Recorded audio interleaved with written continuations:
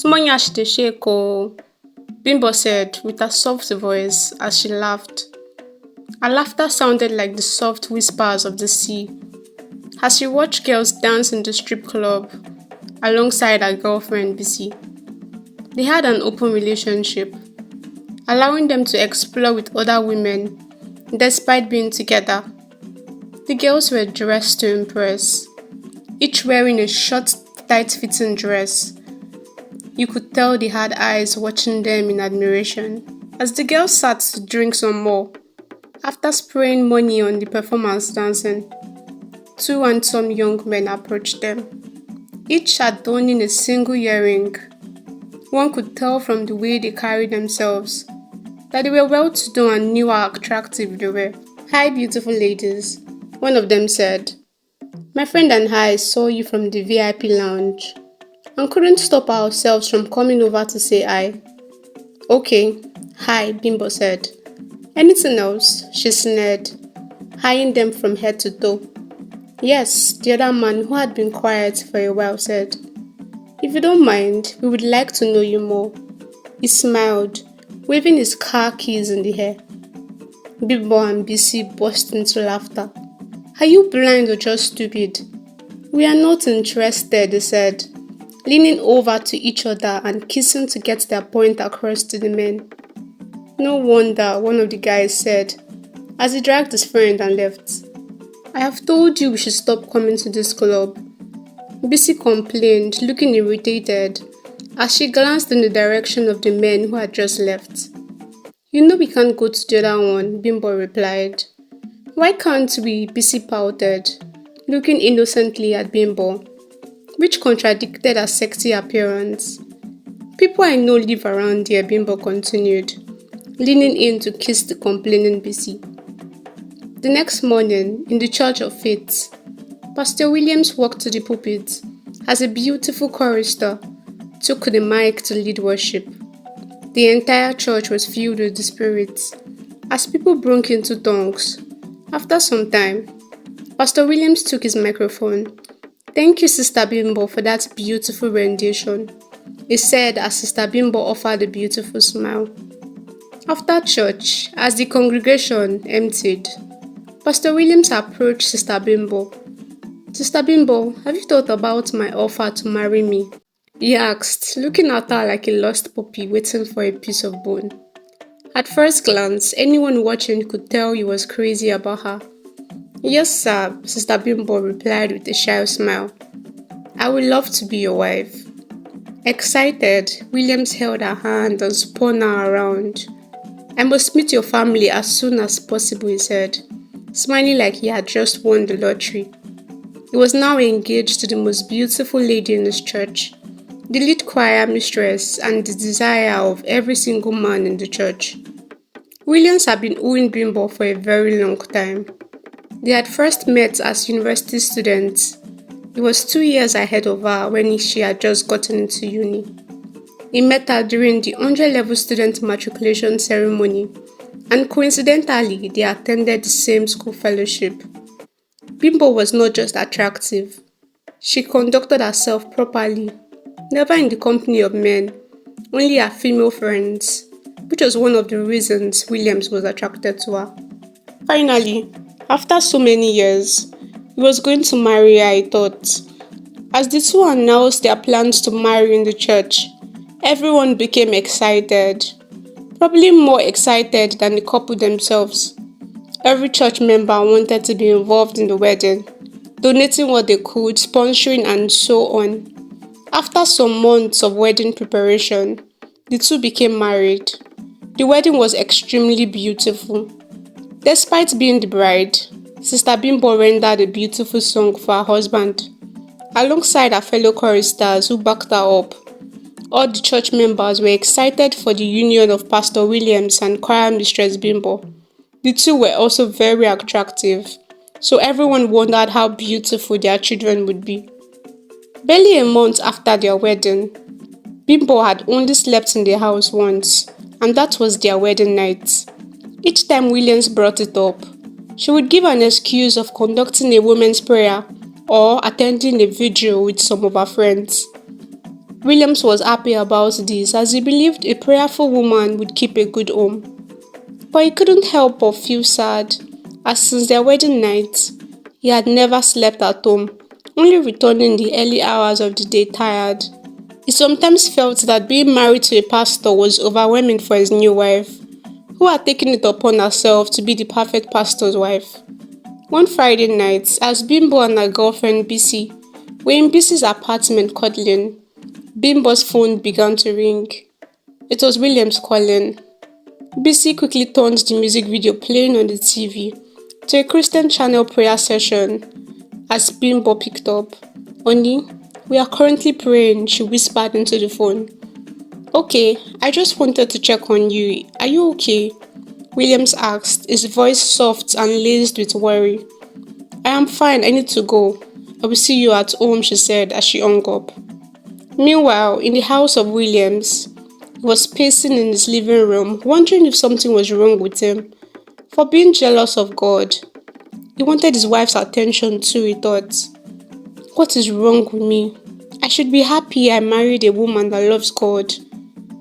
Finally, he sat down and fell asleep. But as he slept, he had a dream about his wife drowning. He woke up immediately and started praying, and that is why he had called her earlier.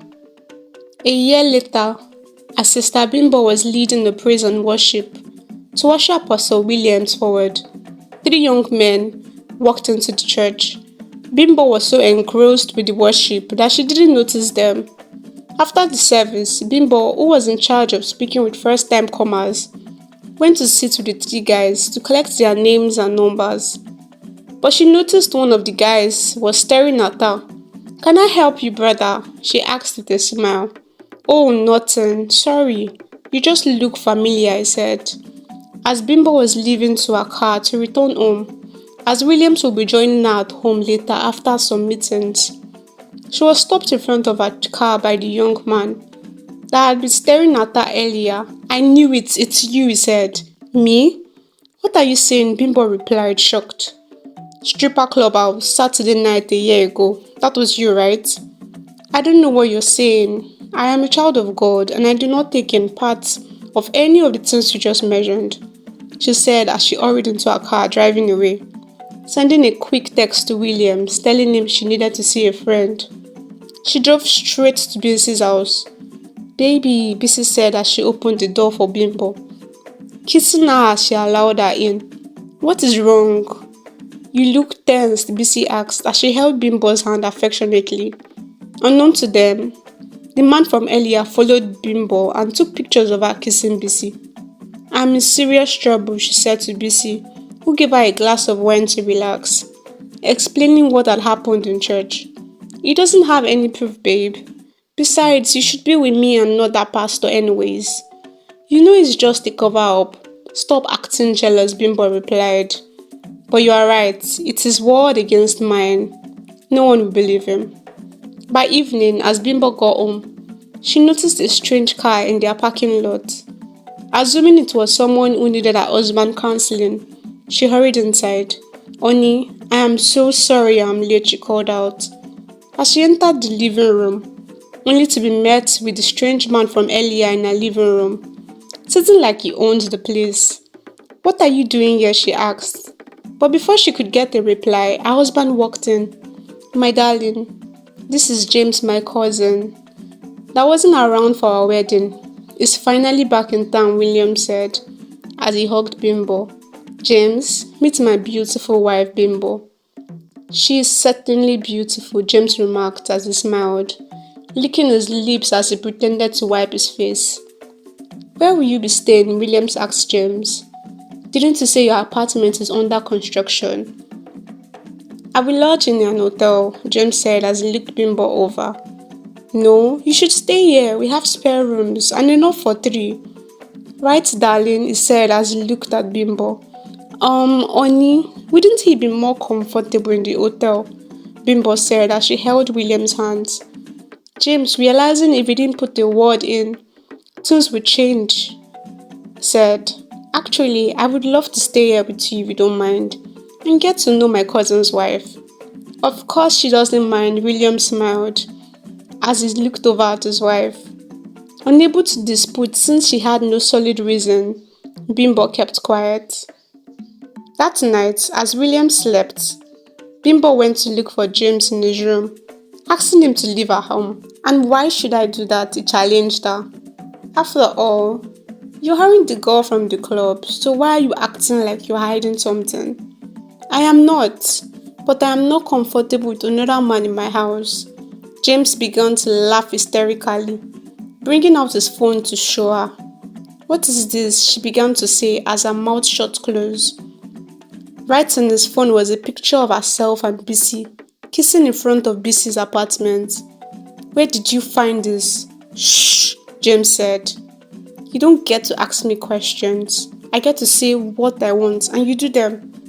What do you want? Bimbo asked. I want you in my bed. Anytime I want. And maybe a threesome with you and your girlfriend as well. He said this with the evil smirk. Bimbo, annoyed, hissed and walked away, leaving a mischievous smile on James' lips, revealing his dimples under the dim lights in front of his room. Days went by and the tension in the house worsened.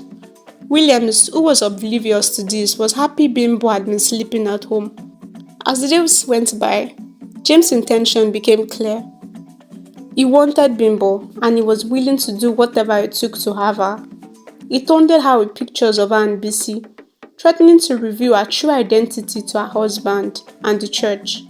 Bimbo was torn between keeping her husband and her desires. Annoyed one night, after another confrontation, she hurried back to her room, snuggling in the arms of her husband. That night, Bimbo finally admitted to herself that she loved Williams and didn't want to lose him. She was determined not to let James have his way with her. She had initially agreed to marry Williams as a cover-up, but over time she had fallen in love with him, but couldn't get herself to end things with BC. BC was her addiction. She couldn't stop herself from being attracted to women, and being in a relationship with BC kept her from sleeping around with other women. Bimbo recalled how she became a lesbian. She had grown up with restrictive and overprotective parents as an only child. She wasn't allowed to leave the house unless for church or school. Her parents practically barricaded the house to prevent anyone from coming in to talk to their daughter. And when she was finally allowed out, it was to stay with her mom's sister who also had an only child daughter. Her aunt was never home and the two girls who were left in the care of the maid were abused, and over time, being with girls became an habit. She found herself being attracted only to women until recently with Williams. With her face in her hands, she woke Williams up. Honey, I have something to tell you. That night, Williams cried so hard as everything began to make sense to him. All this while, he wasn't jealous of God. He was jealous of his wife's lover. Bimbo cried as well as she explained everything, telling him her life story as well as the recent happenings with James. She promised to do anything to keep Williams. By morning, Williams asked James to leave his home, after making sure to delete the pictures of Bimbo and BC from his phone. He and Bimbo went to meet a therapist for individual and couple therapy. Through therapy, Bimbo confronted her traumatic past, including her restrictive upbringing and the abuse she suffered at the hands of her aunt maid. She realized that attraction to women was a coping mechanism, a way to regain control over her life. As Bimbo walked through her issues, she and Pastor Williams strengthened their bond and he supported her on her journey towards healing. They invited BC, who was also her cousin, to join them in therapy, and the three of them began to address their complicated relationship. With time, Bimbo found solace in her marriage and her ministry. She created an NGO to support abused girls and became an advocate for acceptance and understanding. Her story inspired many, and she found redemption in her newfound purpose. As they sat in their living room, holding hands and looking at their triplets, two beautiful girls and a handsome boy, Bimbo knew that she had finally found her true calling. She was no longer the lesbian wife of a pastor, but a survivor, a warrior, a mother, a wife, and a beacon of hope for others. This story teaches us about the complexity of human nature and the importance of honesty, forgiveness, and redemption. Here are some key takeaways I think you should know. 1. Honesty is liberating. Bimbo's secrets and lies almost destroyed her marriage and life, but confessing the truth brought freedom and a chance of redemption. Number 2. Forgiveness is essential. Pastor William's ability to forgive Bimbo and understand her showed the power of unconditional love and acceptance. Number 3. Redemption is possible. Bimbo's transformation from a troubled past to a life of purpose and ministry is a testament to the human capacity for growth and change. Number 4. Abuse and trauma can have long-lasting effects. Bimbo's experiences with abuse and restrictive parenting shaped her desires and action, highlighting the importance of addressing trauma and supporting victims. Number 5. Communication is key. The story emphasizes the value of open and honest communication in relationships, as seen in Bimbo and Pastor William's journey towards healing and understanding. Number 6. Seeking help is a sign of strength. Bimbo's willingness to seek therapy and support demonstrates the importance of seeking help when needed and the impact it can have on personal growth and relationships. Finally, number 7. Love and acceptance can conquer all.